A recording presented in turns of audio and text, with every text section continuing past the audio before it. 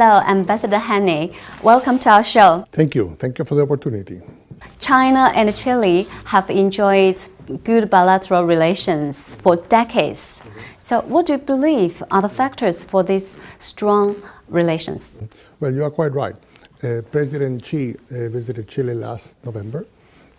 President Bachelet, our president, will be visiting China in May for the Belt and Road Forum. This will be her second visit to China in this term. And trade is flourishing. So you are quite right. We have excellent relations with China. What are the reasons for this? Chile was the first country in South America to establish diplomatic relations with the PRC as far back as 1970. And since then, we have been at the forefront of recognizing the significance of China, supporting China's access to the WTO, recognizing China's condition as a market economy, and in 2005 in signing an FTA. So that has led to very good political relations. We also see very much eye to eye on a number of international issues. Both Chile and China have benefited considerably from globalization, from free trade. We are both strong backers of multilateralism and international institutions, so that means we can work together well. Finally, our economies complement each other very well. We are a mining country, we are a big agricultural producer, also export quite a bit of seafood and products from the sea. And China is a big market for those products. On the other hand, we provide a ready market for Chinese industrial products. So I think those are the reasons why we work together so well. Since your arrival as Chile's envoy to China, what are your impressions of this country? And if asked to describe the latest development in China in the past 3 years, in just maybe 3 to 4 words, so what would be your choices? Well, I will give it to you in 2 words. China speed. China is obviously an Asian civilization, 5,000 years old, a very rich culture, very rich traditions. So there's much to be impressed about. But if you press me for one thing, I would say that it is the ability to get things done and the ability to get things done quickly. Chinese planning is often commended as very effective, and it is. You know, I've seen, for example, in Chengdu, what good city planning is all about. You know, a thriving city, thanks in part to excellent urban planning.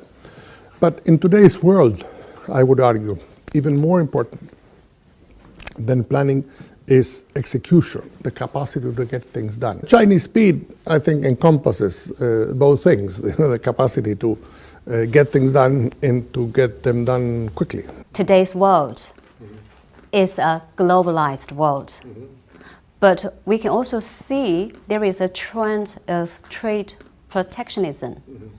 But China definitely is a promoter of globalization. Yes. So what kind of role can China play here? Well, I would say the following.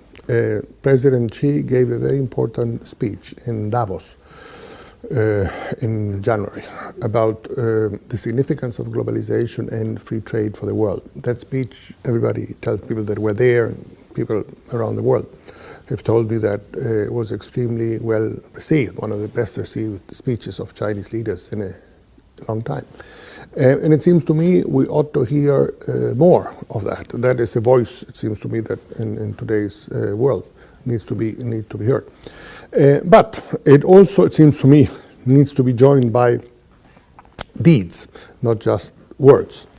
And it seems to me that, for example, on the issue of free trade, talking about the Belt and Road Initiative, China could sign free trade agreements with the countries on the One Belt, One Road route.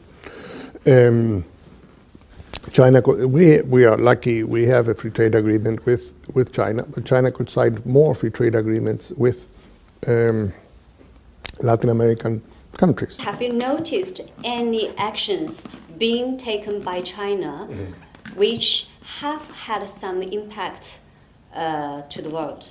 I have heard announcements from Prime Minister Li Keqiang in terms of opening up further certain areas for foreign investment. I understand in IT, in mining, in agriculture and infrastructure. And that is very welcome because it is important not just to speak and promote free trade, but also to show in concrete terms that this is what China believes in. As a responsible country, China has been participating in the global governance. What are your observations here? What I find interesting is that in matters of global governance, China has been stepping up its game, as it were. Let me give you a specific example. Participation in UN peacekeeping forces. 30 years ago, it was minimal, if anything.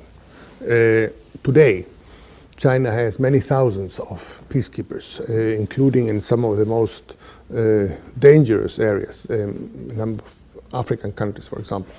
So, I see a lot of progress in China in terms of global governance.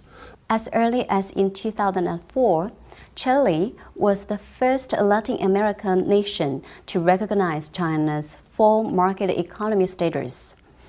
What are the aspects have these two nations benefited from this status? Chile was one of the very first countries with which China signed a free trade agreement as far back as 2005.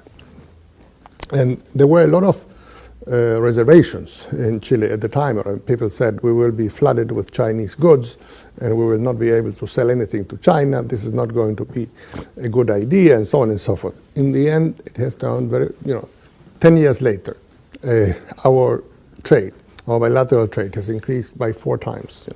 We are now, last year, our trade was $31 billion, which is a staggering amount. Chile is the 3rd largest trading partner of China in Latin America.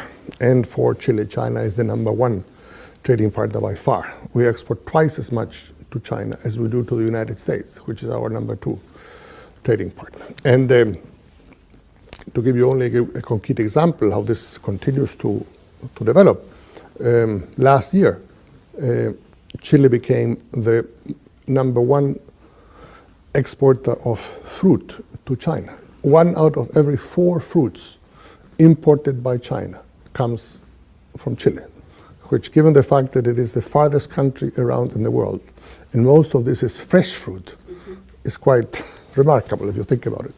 And our wine is now, we are #3 in China in terms of wine that is imported by China. This free trade agreement has turned out to be a great success. Representatives and the deputies from all around China are gathering in Beijing to have these annual 2 sessions discussing government's main initiatives for this year. What do you think are the key points at the 2 sessions which will not only impact China but will also impact the world at large? Obviously, a critical element that everybody is looking at is Chinese growth. Given that China is the world's 2nd largest economy, whatever happens in China has a tremendous impact on the world economy. Over the past few years, about 30% of the world's growth has been driven by Chinese growth. But more specifically, I would identify 3 elements that I think are particularly important. One of them is the restructuring of certain key industries and the sort of downsizing of them and dealing with what has been termed overcapacity, particularly in the coal and steel sectors. Now, this is a very tough assignment, but it's something that needs to be done. That's #1. #2, I would say that it has to do with the environment, whether China will be able to move away more and more from fossil fuels and move towards renewable energy sources. China has depended for far too long on coal, which is, a very polluting type of fuel, and it's important for it to move towards renewable energy sources. I understand both in solar and in wind, China is now leading. And thirdly, on the foreign policy and international front, I would argue that a key question is whether China will be able to build an international coalition against the forces of protectionism and isolationism that we face. Obviously, China cannot do this on its own. It has to work with others, but it can play a leading role in doing so. In Premier Li Keqiang's government work report, he set the goal of this year's GDP increase at 6.5%. What do you think of it? Is it realistic? It's not going to be easy, given the great uncertainty that we are facing in the world economy. We're at a moment of flux. We don't know what is going to happen. We don't know what's going to happen in Europe. We don't know what is going to happen in North America. So there are many questions. And obviously, for an economy such as the Chinese that depends so heavily on exports, much will depend on what is happening elsewhere. But if cool heads prevail and reason prevails, I should think that given the past record and the sound condition of the Chinese economy, it is an achievable goal.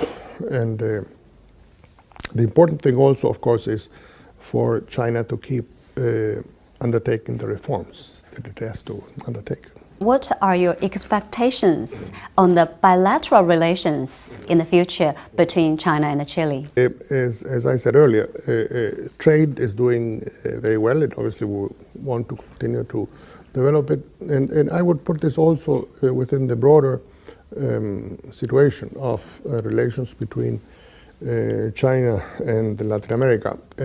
Trade until now has been sort of the driving force between China and Latin America and has increased exponentially. But in the past couple of years, since 2013, the trade has flattened. In fact, it's gone down a little bit. So we need other drivers. We need other factors that continue to push the relationship. And two that come to mind. One is financial cooperation, the role of the banks, the role of finance. Both the Chinese policy banks and other banks. The China Construction Bank, which is the second largest bank in China, has established a branch office in Chile, and we are very excited about that. And also investment, which I mentioned before. I think investment can make a very significant contribution to relations between China and Chile, and also more broadly with Latin America. The bilateral ties will get brighter and brighter in the future. Well, that is what I would hope. So far, so good. Shu, Shongguo, Yelai, Wei Hai.